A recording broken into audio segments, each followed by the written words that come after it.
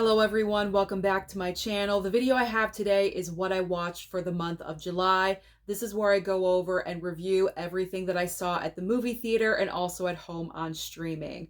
So I'm going to begin with movies I saw in the theater, and I saw 4 movies in the month of July, starting off with Maxxxine. Now Maxxxine, as you guys know, is the concluding chapter of Ti West's brilliant horror trilogy, all focused and centered around Mia Goth. And I loved this movie because the entire vibe of Maxxxine is Hollywood in the 80s. It's grungy, it's dirty, everyone has hopes and dreams, everyone is trying to become a star, and that is what Maxxxine is trying to do in this film. The soundtrack to this movie was so fantastic. I was born in the 80s. I was born right in 1980. So I grew up throughout the entire 80s time period. And I just loved and adored the soundtrack. It kicked off hardcore with ZZ Top, and it ended with Betty Davis Eyes, sung by Kim Carnes. I was having nostalgia flashbacks throughout the entire movie. I just could not help it because it was just so well done. The production design, everything that incorporated the 80s in this film was just so well done. So the setting, the vibe of the movie, definitely a success. Mia Goth, she definitely continues to show how fantastic of an actress she really is. Out of the 3 movies, Pearl is still my favorite based off of her acting alone. That movie really showcased and focused in on her. It was pretty much all about dialogue and acting skills, and then the horror came later on in Pearl. So that one is still my favorite without a doubt. But Maxxxine, she still does a great job. She shows you in a few scenes without spoiling anything, because I know a few people might not have seen the movie and it's just recently released at home on a VOD if you guys want to check it out.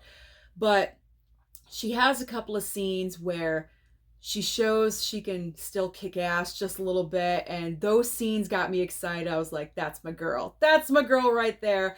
So I was really happy to see those scenes. Kevin Bacon, also a standout. He is a kind of like an investigator in the movie, following Maxxxine Minx around. So he was like the annoying side character and stuff like that. So overall, I really enjoyed Maxxxine. I thought this was a great concluding chapter to the trilogy, but it's not a perfect movie. I gave it 4 stars out of 5. There are a couple of issues that I do have with the film. Mainly, I think everyone pretty much has the same kind of like negative complaint, which is the ending of the movie. A lot of people, some people really enjoyed it, and I give you kudos. It didn't really work for me. It was kind of over the top, just a little bit. And would I have liked it to have been a little bit different? Yes, I would have. But I'm not going to hate on the movie just because of the ending, because everything else about the movie, in my opinion, was so good. It kind of trumped the ending. I hate using that word, but I had to in this case. So yeah, I'm not going to hate on the movie just because of how it ended. I'm going to make an exception. Usually I say if you don't stick the landing, the movie's not good, but in this case, I'm not saying that. Also, the only other negative that I have with the movie is I wanted to see more kills. Now, we did have bodies, don't get me wrong. We did have bodies in the movie, but there were a couple of murders that happened where we found the bodies the next day, but the kills we did not see. Those were done off camera. It's kind of like the bodies just showed up. They were found the next day. So we didn't see the actual murders happen. And I wish we did, because the kills that we did have and that we did see, I really enjoyed.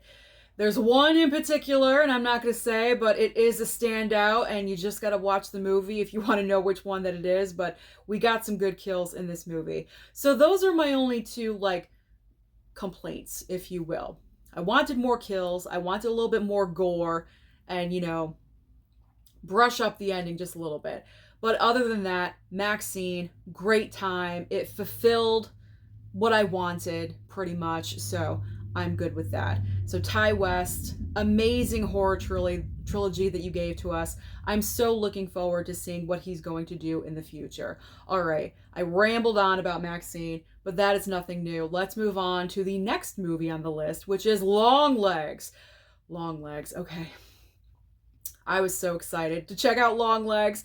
You guys know why. Nicolas Cage. I mean, this was a throwback to 90s crime thrillers. I was so excited about that. I love Silence of the Lambs. A lot of people were equating kind of like the theme of this movie to Silence of the Lambs and Zodiac, things like that. Then you throw in Nicolas Cage as the serial killer. I mean, can it get any better? Can it get any better? I was just so looking forward to this movie. So I went, I sat down, I sent out a tweet. I was so excited about it. And I do have to say, I fall into the camp that really wishes that they stuck on the same path the entire way through and not did the gigantic shift that happens in that film. Again, I'm not going to get into details. No spoilers here, no spoiler territory. But about 2/3 of the way through the movie, the entire time from beginning to 2/3, it's a straight up crime thriller. You have an FBI agent, much like Silence of the Lambs, who is trying to track a serial killer. She's trying to find information. She's digging. But then once we get to a certain point in the film, it goes in a completely different direction. And it really affects the rest of the movie in a way that I was not really the biggest fan of, which was so disappointing to me because also I was really anticipating LongLegs as well. I wish I could have given this a glowing review, but I can't. I really can't because I just didn't enjoy the shift. Now, Nicolas Cage's performance. I know Nicolas Cage loves to go over the top with his performances. And this was a case where he definitely took advantage of that and went over the top. I kind of think there were a couple of moments he was too over the top. When we're first introduced to him right in the beginning of the movie, I thought the tone that he set was perfect. It was absolutely perfect. It was subtle, it was understated, and that's the reason why it was so creepy. But once you have him going so over the top when he's driving in the car and he's like, yelling, getting kind of crazy, it becomes more comedic and clownish versus I'm creeped out by you. If you guys understand what I'm saying. So I wish he kind of just like pulled back on the reins just a little bit. And if he did that, his performance probably would have been spot on perfect for me. Now, on the other side, because there is Micah Monroe's character, she's the FBI agent that we're following. I found her performance to be very, very interesting because the way she portrayed the character, and I'm not really sure if this was her choice, the director's choice, because he also wrote the script, or a collaboration of the two of them. I really wish when the physical media comes out for this, we do figure out this information. I want to know whose choice it was for her to portray her character in that way. Her character is very uncomfortable, awkward, weird around other people. She just seems like she is not comfortable. She's not in her element, even though she is. She knows what she's doing, but she kind of like I said, awkward and cowers away from people. The way she stands, she doesn't want to get too close to people. She's kind of slouchy. And I just found that interesting because usually when you're a hardcore FBI agent, but I think she is a rookie in this case. She is brand newer-ish, if I'm remembering, to the FBI. But even as an FBI agent, new, old, whatever, you kind of have to have that confidence, and she doesn't really have that. So I just found that interesting. And the way that she portrayed it, I thought was brilliant. Her performance in this movie is so well done. So kudos to Micah Monroe because her performance was absolutely amazing. So I loved hers. I was okay with Nicolas Cage's. I wanted him to pull back, as I said, just a little bit. And if the shift did not happen, I would have given this a 5 star. I really would. But I think I gave it like a 3.5 or something because of the drastic shift of the tone of the movie. All right, now, third film in theaters. Twisters. Of course, I had to go and check out Twisters. I love the original film. It is my favorite disaster movie of all time. You guys know this. I've said it on repeat in a couple of videos. I love Twister. And going to see Twisters was such fun. This is a pure summer blockbuster through and through. The circumstances that happen in this movie are completely ridiculous, but you know what? You don't care. You don't care, and you give it a bypass because the fun that you're having in the movie theater just wipes all of that out. You don't need logic, is what I'm saying. You don't need logic with this movie because you're just so entertained by what is happening in front of you. Now, I'm sorry, let me get my thoughts together. I don't want to start over because I think I'm doing pretty well. I don't want to start over. All right, so Twisters, what's interesting is that, yes, this is a sequel to the original film. However, the sequel is not connected to the original film in any way except for Dorothy. Dorothy from the first film, the invention that Helen Hunt and Bill Paxton's characters created together, that is used in Twisters. But other than that, there is no connection between these movies. And I think that that was a huge mistake because they had the opportunity to use Helen Hunt. And I'm not sure what happened there because I don't know if they offered it to her. Maybe she passed. Maybe they didn't even ask her. If they didn't, that was a huge, huge mistake because I feel like she really could have been the link in between these two films because our leading character that we're following, Daisy Edgar Jones, has a couple of scenes where she goes home to visit her mother. Her mother should have been played by Helen Hunt. That would have been genius. That would have been incredible. And then that would explain why that character had access to Dorothy.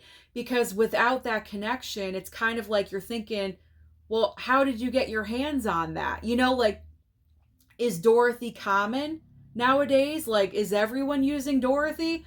I don't know. So that was just a little question I had the entire time while I was watching Twisters. I was always waiting. I was waiting for Helen Hunt to show up randomly somewhere, and unfortunately, it just never happened. But that was a severe missed opportunity, in my opinion. Helen Hunt should have been cast as Daisy Edgar Jones's mother. But other than that, I had a lot of fun. And Glenn Powell was great to look at. Great to look at. He was perfect eye candy. I loved his introduction into the movie with the song playing and the truck and his crew and everything. I just thought it was just so great. So great. Nice, cheesy summer blockbuster. So I had a great time with Twisters. All right. Final movie, of course, Deadpool and Wolverine. I mean, how can I not go and see this movie? I love Marvel. I have been hoping that the MCU is going to get back on track. And now with Deadpool and Wolverine, I have that hope. I have the hope that that this movie is going to put the MCU train back on its track and just go and flow correctly. Did I really just say that? I guess I did. Anyway, it's a great movie. It is such a great movie, such fun. I had a smile on my face from beginning to end. I have not had such a great theater experience, especially in particular with the MCU, for a really long time. Probably since Avengers Endgame. As far as MCU movies, it was on that level for me. I was so excited for Endgame. I went to like the midnight showing for it. And then with Deadpool and Wolverine, I was so excited too. And it was pretty much on the same level. There's just so many awesome aspects of this movie. Great fight sequences. Yes, we do have cameos. I'm not saying who it is, no spoilers, but great cameos. Hugh Jackman and Ryan Reynolds coming back as these iconic, great characters that they were just made to play. No one else can play these characters. They were just so good. So good. It was such fun Loved it. I don't need to go on and on about Deadpool and Wolverine because I'm sure everyone has seen it by now, but I absolutely loved it. I gave it 4.5 stars out of 5. It wasn't a perfect movie, wasn't absolutely perfect because, as we know, MCU and DC, actually, DC and Marvel have issues, and that is, they have issues, all right, but they both have the same issue: weak villains. Yes, there are exceptions, a few here and a few there on both sides, but when it comes to their villains, they got to change something. They got to change the recipe. They got to do something, cast better actors. I don't know what they have to do, but better writing, I don't know. But it seems like their villains tend to be very weak. And to me, this was also the case in Deadpool and Wolverine. I was just more entertained with Deadpool and Wolverine. I didn't really care about the villain and what she wanted to do and, being in the void and all that. I did not care. So they gotta, do something about their villains because they're severely lacking in that area. All right, so those are movies at the theater. Now let's talk about what I watched on streaming. And as I was making this list, I was like, wow, I watched a lot on streaming in July. All right, let's hit it. First one, Hitman over on Netflix. Another project with Glenn Powell. This was a fun movie as well. Like average 3-star movie over on Netflix. It's not going to completely change your life, but I had fun with it. And it was because of Glenn Powell. This was definitely a project where he could showcase his acting ability, because here he is playing like an informant for the cops because they're trying to catch people that want to hire a hitman. So Glenn Powell goes in undercover as this hitman, and he always goes in as a different character. So he uses completely different accents all the time, and he's dressed completely differently. And so this was a way for him to really show off his acting ability, which was great. It's always fantastic to have range. However, I will say, because of that, the film became extremely repetitive. It was like the same thing over and over and over. And then it got me thinking, I'm like, how many people are trying to kill someone using a hitman? Like, it was crazy. It's like, is this all in one town? Because if it is, there's like 25 people here that want to use a hitman. It got a little ridiculous at one point. But I mean, it was fun. It was fun. It had a romance angle, so it was a good time. I enjoyed watching it. And again, Glenn Powell. Hey, he's nice to look at. He's nice to look at. All right, next on Netflix, I watched Under Paris. And the reason strike that, reverse it. My mouth doesn't want to work today. But what else is new? Under Paris. The reason I watched that movie, there we go, is because it was the newest shark film over on Netflix. And you know me, a shark movie, I'm in. I want to see it. I want to see how bad that CGI is, and is it going to be on the level of Jaws at all? That's like the gold standard for me. Jaws is number one. It will always be. I think it's always going to be. Like, there's still no shark movie that I've seen that is on the level of Jaws. So I didn't think Under Paris was going to be on the level of Jaws, but I was curious about it. It was just okay. It was just all right. It was, a CGI fest of sharks and ridiculous, outlandish circumstances. It was pretty much what I thought it was going to be. It was just okay. Average 3-star, which is actually pretty good, because usually if it's a CGI shark mess, I go like a 2-star, but this one was okay. It was a little bit better than usual, so I gave it a 3. All right, up next. This one I was obsessed with. Presumed Innocent over on Apple TV+. This show, starring Jake Gyllenhaal, I was hooked. I was absolutely hooked. Week after week.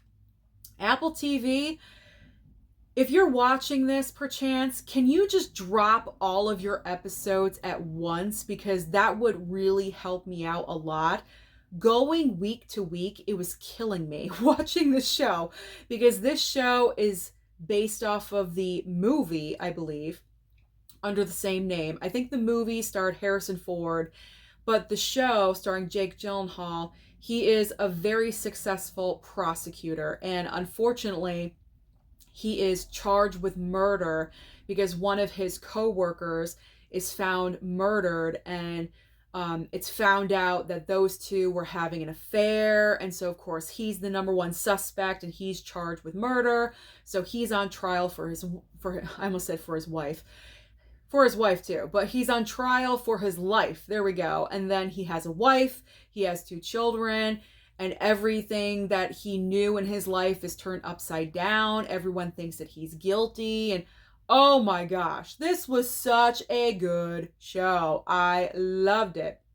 I'm so happy that it got greenlit for a 2nd season because I'm there. I'm totally there. I think they're going to start using like different cases moving forward. I don't think Apple TV Plus predicted how popular the show was going to be. So that was a great surprise for them. So they renewed it for another season, and I'm there. Just do me a favor. Drop it all at once, like Hulu or Netflix, because that'd be amazing. It was killing me. It was absolutely killing me waiting for every single Wednesday, because I was dying to know who actually committed the murder at the very end. And I will say, because of course they saved it for the last episode for the killer reveal, I wasn't 100% happy with the killer reveal. I was guessing like everyone under the sun. I was like, it's this person, it's this prosecutor, it's this lawyer, it's his best friend or something. Like I was guessing everyone. And ultimately who it was, I was like, really? You know, like that's who you chose. So yeah, a great show.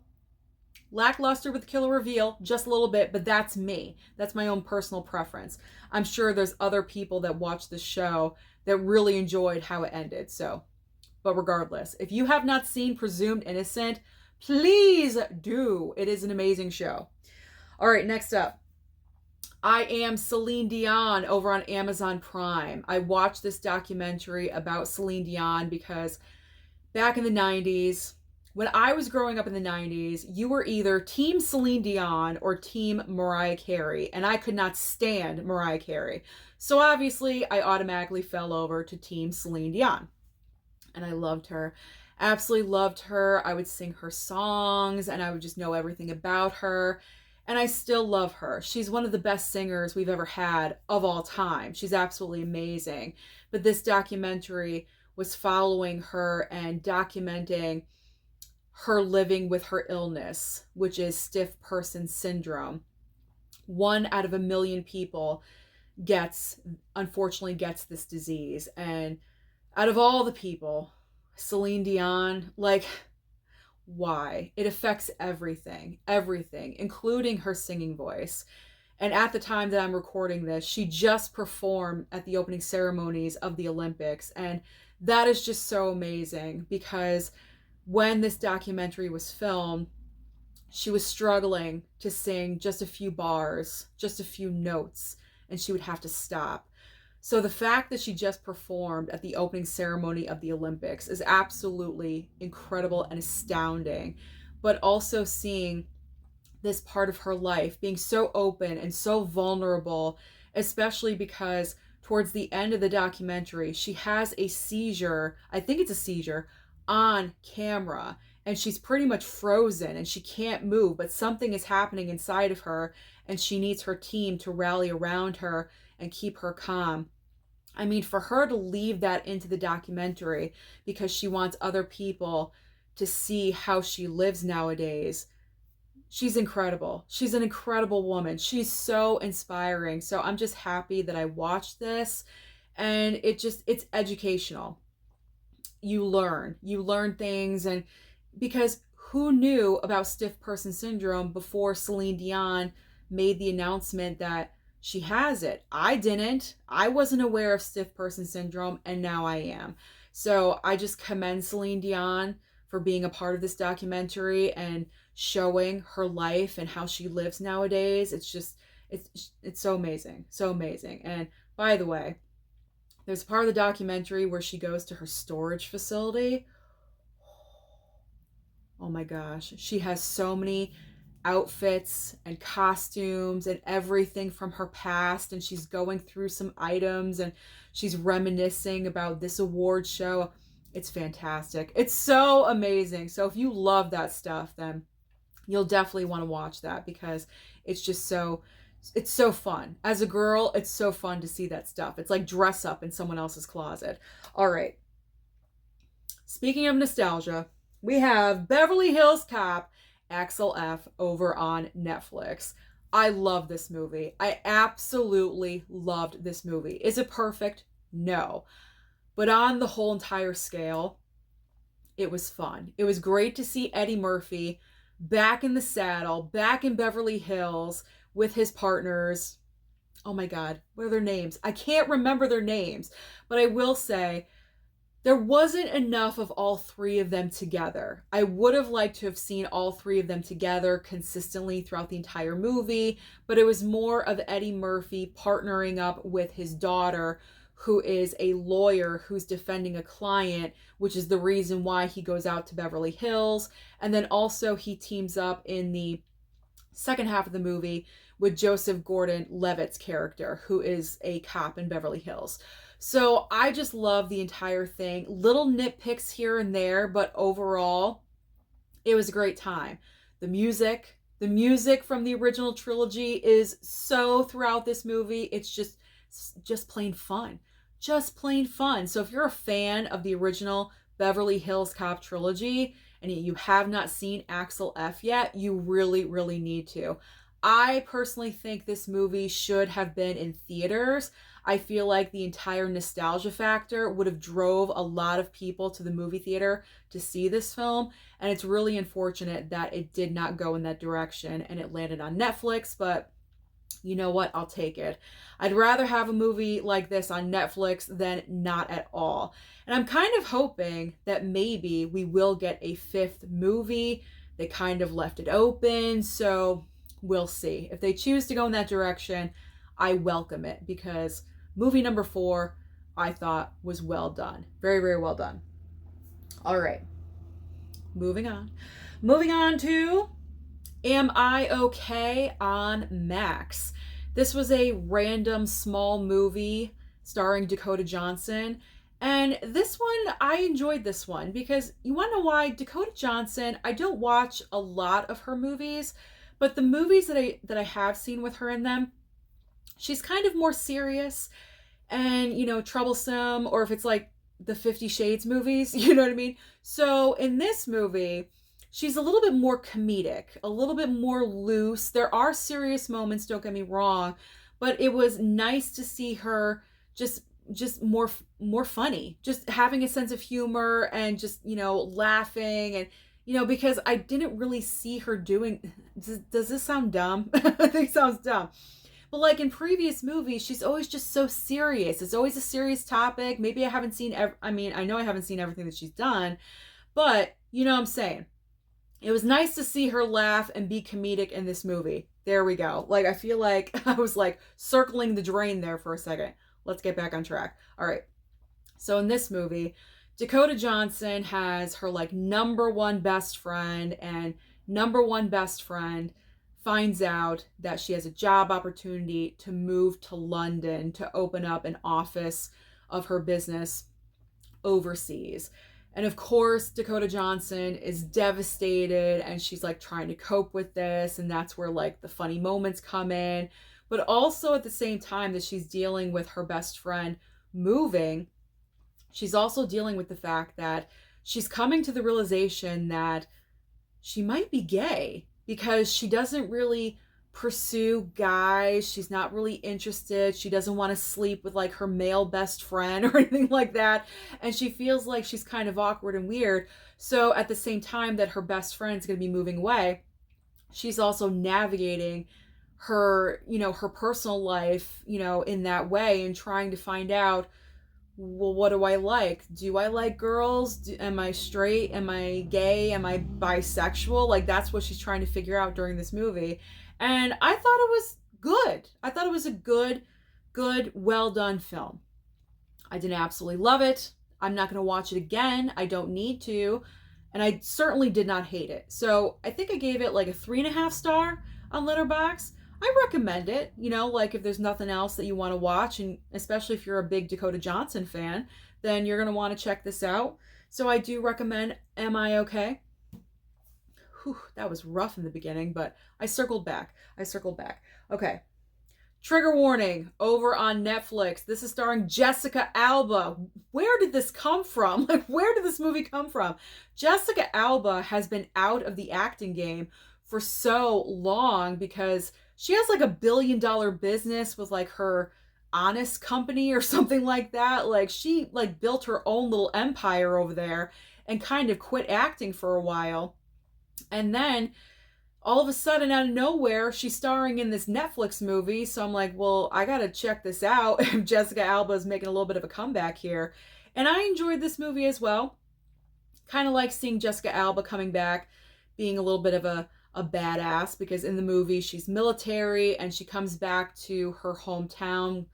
I can't really say town. It's more like a desert because that, like, her father lives in a desert. There's like nothing around. So she goes back home to her desert where her father unfortunately passed away. But, you know, was it intentional? Was it accidental? So there's questions around his death. So that's why she went home. She's trying to figure out, you know, putting the pieces together, what happened to my father, and then she, you know, like reunites with people from her past and everything. I enjoyed this one. This one was actually better than I thought it was going to be. I mean, it's not like a 4-star or anything. I think I gave it 3.5, but definitely solid. Solid action movie. And if you want to see Jessica Alba kick ass, then I highly recommend that you watch it. I enjoyed it. I had a good time with it. All right, so definitely check out Trigger Warning. I mean, just for Jessica Alba. Why not? Why not support her comeback? All right. Now we have Love Lies Bleeding over on Max. This is the original film, A24 movie, starring Kristen Stewart. Wow. This movie is like, it's so weird, especially at the very end. It's so weird. But you know what? I saw this film at the theater. I have mentioned this before, and I just had a great time with it. I hate saying a great time, but I enjoyed the film because it was just so original. And that's what we all crave nowadays as moviegoers and movie lovers. We want to see original material. And Love Lies Bleeding is definitely one of the most original movies I have seen in the past couple of years. You have Kristen Stewart, who is like the manager slash owner of this gym. It's in like a know-nothing town, you know, like you're not going anywhere in this town. You know what I'm saying? Like, if you stay there, you're there for life. You don't leave. It's one of those kind of situations. So she's kind of like stuck in this podunk town. She works in a gym, and then all of a sudden, I think her name is Katie O'Brien, the other female in the movie, Katie O'Brien, the newcomer. She sees her in the gym, kind of has a little bit of a connection. Then they really do have a connection, you know what I'm saying? And they get together, and then things kind of go from there. There's like abusive situations going on, and Ed Harris plays the father of Kristen Stewart, and he is just a sketchy character through and through, and he's just so good, and probably the best skullet that I've seen on the planet in a while. I mean, the hairdo that Ed Harris is rocking in this movie is pretty impressive.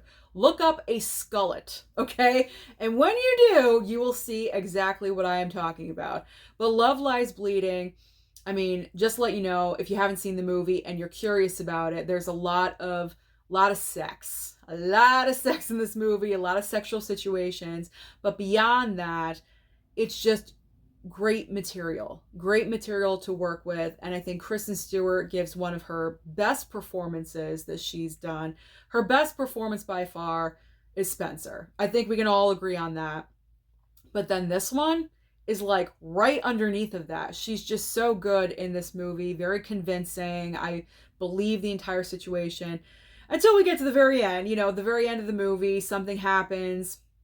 I don't want to talk about it, you know, spoilers or anything, but it gets a little bit, well, not a little bit, but very unbelievable. But I think if you just like accept it for what it is, then you'll just really, really enjoy it. And I enjoyed rewatching it on Max. So this movie, I highly, highly recommend to you. I think it was my gold star recommendation of the week during Weekend Watch. So I really do recommend that one. All right. Next up, A Family Affair over on Netflix, starring Zac Efron and Nicole Kidman. Okay. Nicole Kidman, you are an Oscar winner. You can do better than this. You can do better than this. I mean, don't get me wrong, the movie wasn't absolute garbage or anything, but I hate seeing such talented actors taking a backslide. And this goes for both Zac Efron and Nicole Kidman. It's like, what are you guys doing? I mean, Zac Efron, was just in the Iron Claw, the best role I've ever seen him do. I want him to pursue more roles like that. I understand it as an actor. You have to take what you can get. Like you got to keep working, you got to keep busy. I get it. You have to have an income. But can you aim just a little bit higher than A Family Affair on Netflix? Same thing goes for Nicole Kidman. But Nicole Kidman, I'll give her a pass just a little bit because I feel like you never know what she's going to do. She's so random. Like she could do an Oscar-winning performance and then she does something like Prom. You know what I mean? Like just some random choices, So this movie really quickly is about Zac Efron. He plays a mega movie star and Joey King plays his assistant, where Nicole Kidman plays her mother. And what ends up happening is that Nicole Kidman and Zac Efron, their characters meet, and they meet. Like they're interested in each other. It's like a connection right away, and they start dating. And Joey King obviously has a huge problem with this because, he is, as a movie star, very high maintenance and doesn't want that for her mother. And, so it's like an entire issue. You know what I'm saying? I mean, it was all right. Again, 3-star movie, average Netflix film. You don't absolutely have to see this, but if you're one of those types that enjoys, I don't know, like fluffy movies, like fluff pieces, like I call them fluff because it's not like solid substance. Like Love Lies Bleeding, to me, that's substance. Like the script is great, the characters are great, solid material right there. Where A Family Affair is a fluff piece, like it's not that serious. It's, it's cotton candy is what it is. It's cotton candy. So if you enjoy cotton candy, you may enjoy watching A Family Affair. I can't necessarily say that I recommend that you do. Oh, my cat's breaking in. It's not a ghost. Don't worry. It's not Michael Myers. I have to say that every time. I can see that little tail. There she is. Okay, she's gonna make her way around. She's probably gonna jump up here. So if you see the camera move or, something like that, because I'm almost done and I'm not starting over again. All right, let's move on next to Cobra Kai Season 6 Part 1 on Netflix. So we are now, there she is. We are now into, don't mind her. Let her settle in. You good? Okay. We are now into the final season of Cobra Kai. So I watched Part 1. This is Part 1 of 3 parts, okay? Part 1 came out in July, obviously. Part 2 we are getting, I believe, in November. And Part 3 we are getting in 2025. So we are still kind of a long way from being done with the final season of Cobra Kai. I mean, I had to binge Season 5 because I started watching when it first dropped and I kind of fell off of it. So I binged Season 5, got all caught up with what was going on so I can go into Season 6. I knew what was happening. I knew the dynamics of everything. So I got all caught up. I enjoyed Part 1, but what's happening and what I'm realizing is that the show should have ended with Season 5. It should have ended last season because everything that they were trying to accomplish, they did is in Season 5. Like, what's his name? Kreese. Kreese was in prison. Okay, good. That's done. And then we have Terry Silver getting arrested at the end of Season 5. And now he's going to be going away. So why are we dragging this out into another season? And it's when you get to that point, you're kind of like running out of material. So what you end up doing is you start recycling material. And that's what they began doing in part one, because now that the dynamics of the characters, in particular the kids, are all like getting along, they're all on the same team now.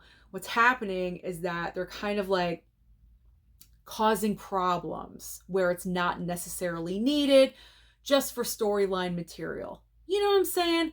So because of that, I'm like, really, guys, we're doing this? Like, don't do that, you know? But I will say, the way part one ended, it's a cliffhanger, obviously, because they want you to come back in November for part two. So, of course, I am going to continue to watch, but I do think this season really is not necessary. They should have just ended it with season 5, but, you know, when you have a cash cow like Cobra Kai, you're going to try to draw it out as much as possible, which is clearly what they're doing with a 3-parter that's stretched out into 2025. And then we have a movie coming out with Ralph Macchio and Jackie Chan, and that's going to be happening in 2025, I guess, as well. I'm not sure. So they're kind of saying goodbye, but not really, you know, because there's still stuff coming out.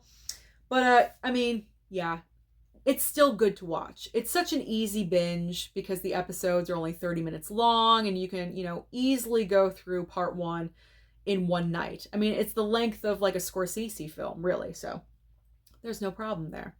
All right, the last item that I watched on Max was Faye. This is the documentary all about Faye Dunaway. And let me tell you, I mentioned this in yesterday's video. I don't know what's gotten into me lately, but I am really enjoying watching docuseries, documentaries. I cannot get enough. I'm watching stuff about like celebrities, boy bands. I'm watching the one about Nick Carter and Aaron Carter on Max right now.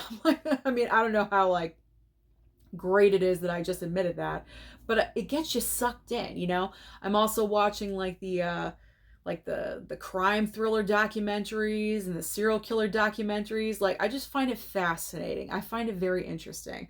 So when I heard that Max was putting out a documentary on Faye Dunaway, I knew automatically I wanted to watch this, because Faye Dunaway, I never really knew too much about her. I only knew her persona, and the implied persona that I knew was kind of along the lines of very talented actress, but she's a bitch. You know, like that was my preconceived notion of Faye Dunaway. I knew she was extremely talented, but behind the scenes, I heard that she was like a nightmare to work with. And after watching this documentary, it just really enlightened me about her life and issues that she was dealing with, and her marriages and her son. I didn't even know she had a kid. I had no idea. So she adopted a son, and it went all throughout her entire career, the very beginning to, you know, now and what she's doing. I think she's living in New York, and she's just so happy. She walks in the streets amongst everyone, and, you know, no one knows who she is. That's freaking amazing. That's absolutely amazing. I mean, she is a Hollywood icon. She is a legend, and she's still working, and she still does stuff occasionally. So I'm happy that I watched that documentary, because it let me know even more about Faye Dunaway. So you can't ask for more than that, now can you? What a great way to end. What a great way to end the video, with the Daytona 500 right outside. All right, so that is everything that I watched in the month of July at the movie theater and also at home on streaming. So comment down below and let me know what you watched in July. Don't forget to like and subscribe before you leave, and I'll see you next time.